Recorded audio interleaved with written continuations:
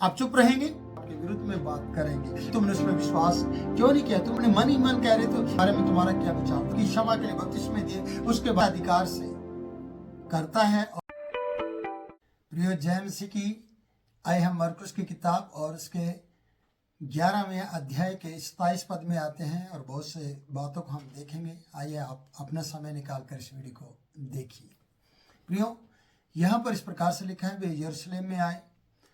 कौन? यीशु मसीह, उसके चेले। जब वह मंदिर में टहल रहा था और तो प्रधान याजक और शास्त्री जो उसकी ताक में थे और पुरनिये उसके पास आकर उससे कुछ पूछने लगे। उससे कुछ पूछा है या उससे पूछने लगे। बात ये थी कि तू ये काम किस अधिकार से करता है और यह अधिकार किसने तुझे दिया है कि तू ये काम करे? दो सवाल है यहाँ पर। ये किसका अधिकार है तेरे पास कि तू ये काम करता है, और किसने तुझे ये अधिकार दिया है कि तू ये काम कर रहा है? प्रियो, शास्त्री, फरीसी, पुरनिये और बहुत से लोग उससे परेशान हो चुके थे और वो अब अधिकार को भी पूछने लगे। काम को तो देख ही रहे थे और उसने आराधनालय की सफाई कर दी थी, उनके बाहर निकाल दिया था। फिर वो उसे पकड़ना चाहते थे, उसके विनाश की तैयारी उन्होंने कर ली थी, उसे नष्ट करना वो चाह रहे थे। और वो चाहते थे कि अब इससे एक बात और पूछी जाए कि ये काम जो तू करता है किसके अधिकार से करता है? किसने तुझे काम करने का अधिकार दिया है? यीशु ने उससे कहा, मैं भी तुमसे एक सवाल करता हूँ। अगर तुमने मुझसे सवाल किया है तो मैं भी एक बात तुमसे पूछता हूँ, मुझे उत्तर दो कि फिर मैं तुम्हें बताऊंगा कि यह काम किस अधिकार से करता हूँ। यीशु मसीह ने भी उनसे सवाल किया और सवाल इस प्रकार से था कि यूहन्ना का बपतिस्मा स्वर्ग से है, स्वर्ग की ओर से था या मनुष्य की ओर से था? मुझे उत्तर दो। जब उन्होंने सवाल किया तो यीशु मसीह ने भी उनसे सवाल किया। और मैं कहना चाहता हूँ, सवाल के बदले में सवाल करना तो हमारी फितरत नहीं है, पर यीशु मसीह तो स्वर्ग का परमेश्वर था और वो यूहन्ना की भलाई के और उनके बपतिस्मे के बारे में उनसे बात करना चाह रहा था कि यूहन्ना ने जो पाप की क्षमा के लिए बपतिस्मे दिए उसके बारे में तुम्हारा क्या विचार था? वो स्वर्ग की ओर से था या पृथ्वी की ओर से था? क्योंकि लोग, जितने भी लोग थे वहां पर, सब यूहन्ना को बपतिस्मा दाता या प्रभु की ओर से एक संदेश देने वाला व्यक्ति समझते थे, धार्मिक व्यक्ति समझते थे। यहाँ पर हम कहें तो ये आपस में चर्चा करने लगे, ये परीक्षा में पड़ गए और ये इस बात का कोई जवाब नहीं दे सके। वे आपस में वाद विवाद करने लगे। यदि हम कहें तो स्वर्ग की ओर से, तो ये कहेगा, अपने मन ही मन कह रहे तो ये क्या कहेगा कि तुमने उसमें विश्वास क्यों नहीं किया, तुमने उसकी प्रतीति क्यों नहीं की? और यदि हम कहेंगे कि मनुष्य की ओर से है तो लोग यहाँ पर खड़े हैं, उनको डर है, क्योंकि ये सब जानते हैं कि वो भविष्यवक्ता था, वो सच में भविष्यवक्ता था, ऐसा ये लोग जानते हैं और इनको पता भी है। अगर हम मनुष्य की ओर से कहें तब भी हम मारे जाते हैं, पकड़े जाते हैं, हमारी बात झूठी होती है। अगर हम स्वर्ग की ओर से कहते तो ये कहेगा, तुमने विश्वास क्यों नहीं किया, तुम क्यों नहीं विश्वास करते? ऐसे बहुत से लोग हैं प्रियो जो आपसे सवाल जवाब करेंगे और आपके विरुद्ध में बात करेंगे। पर मैं कहना चाहता हूँ कि आगे हम बढ़ते हैं 32 पद में, नहीं 33 पद में, 33। और अतः उन्होंने उसको उत्तर दिया, हम नहीं जानते। यीशु ने उनसे कहा, मैं भी तुमको नहीं बताता कि ये काम किस अधिकार से करता हूं। मैं भी तुम्हें नहीं बताने वाला कि ये काम किस अधिकार से करते हैं। आइए प्रियो, अगर ये सवाल आपके जीवन में हो विरोधी दलों के द्वारा, बहुत से लोगों के द्वारा, कि ये काम जो प्रार्थना तुम करते हो और जो प्रचार तुम करते हो, लोगों को चंगा करने के लिए प्रार्थना करते हो, ये अधिकार तुमको किसने दिया, किसकी ओर से है? आपका जवाब क्या होगा? आप क्या कहेंगे उस वक्त? मैं आपको बताना चाहता हूं कि आप चुप रहेंगे नहीं, आप कुछ तो कहेंगे।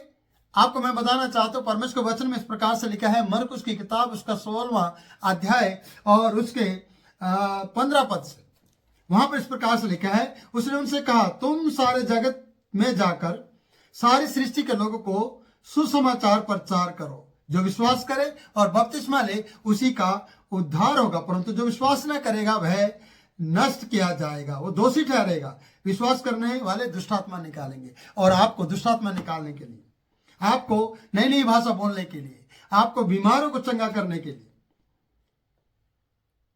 नई बात करने के लिए आपको अधिकार दिया। किसने? आपको अधिकार यीशु की ओर से मिला है। यीशु ने अपने सारी जिम्मेवारी, अपने सारे कार्यभार की जिम्मेवारी आपको दी। वो जब स्वर्ग जा रहा था उसने कहा मैं स्वर्ग जा रहा हूं और मुझे सारा अधिकार मिला है और सारा अधिकार मैं तुम्हें देता हूं। अब जब हम यहाँ पर पढ़ते हैं कि सारे जगत में तुम्हें जाना है, यह अधिकार तुम्हारा है यीशु की ओर से। और आगे हम पढ़ते हैं वचन में इस प्रकार से लिखा है लूका की किताब में, यह अधिकार को बनाए रखने के लिए और वो अधिकार आपके अंदर से दिखाई दे, वो कैसे हो सकता है। वो लूका की किताब और उसके 24 अध्याय और उसके 49 पद में इस प्रकार से लिखा है, देखो जिसकी प्रतिज्ञा मेरे पिता ने की है मैं तुमको उसको तुम पर उतारूंगा, वो है पवित्र आत्मा। और जब तक स्वर्ग से तुम सामर्थ्य ना पाओ तब तक तुम इसी नगर में ठहरे रहो। प्रियो, सामर्थ पाने के लिए यीशु के पास और उसी जगह पर ठहरना होता है जिससे आप सामर्थ पा सको। जब तक स्वर्ग से वो सामर्थ आप पे उतर न जाए आज के समय में, तब तक आप ठहरे रहो, जल्दबाजी ना करो। और जल्दबाजी करके सुसमाचार प्रचार के लिए मत निकलो, क्योंकि यीशु ने निकलने की आज्ञा दी है पर ठहरने की भी आज्ञा दी है। यीशु ने भी कहा जब तक स्वर्ग से तुम सामर्थ ना पाओ, परमेश्वर की ओर से पवित्र आत्मा की सामर्थ आपके ऊपर ना आ जाए, पवित्र आत्मा कबूतर के नाई आपके जीवन में ना उतर जाए, तब तक आप ठहरे रहो और आगे ना बढ़ो। और जगत का सारा अधिकार यीशु के पास है, वही अधिकार आपके पास है, पर सामर्थ को पाना है। जब आप सामर्थ पाओगे तभी आप नई नई भाषाएं बोलेंगे, तभी आप नए नए लोगों का सामना कर पाएंगे। इसलिए प्रियो, मत्ती की किताब में हम यहाँ पर पढ़ते हैं 28 का उसमें वचन इस प्रकार से 28 अध्याय है और 16 पद से हम पढ़ते हैं। यीशु 11 के में से पहाड़ पर गया और वहां पर लिखा है 18 पद में, यीशु ने उनके पास आकर कहा स्वर्ग और पृथ्वी का सारा अधिकार मुझे दिया गया है, इसलिए तुम जाओ और सब जातियों के लोगों को चेला बनाओ।